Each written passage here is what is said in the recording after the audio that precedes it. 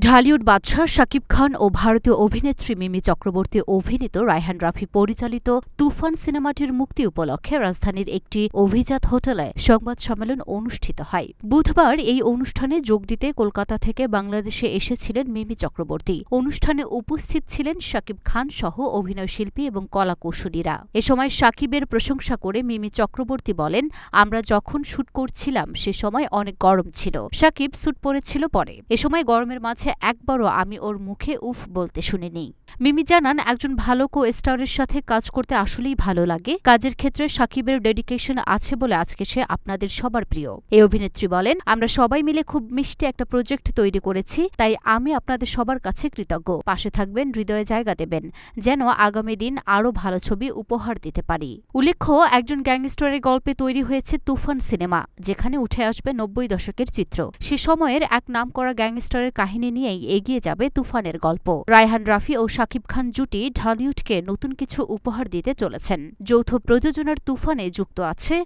বাংলাদেশের নামী প্রযোজনা সংস্থা চরকি ও আলফা আই, ভারত থেকে যুক্ত SVF। শাকিব খান, মিমি চক্রবর্তী ছাড়াও এই সিনেমায় আরও অভিনয় করেছেন অভিনেতা চঞ্চল চৌধুরী, অভিনেত্রী নাবিলা, মিশা সওদাগর প্রমুখ। আসন্ন ঈদুল আজহায় প্রেক্ষাগৃহে মুক্তি পাবে সিনেমাটি।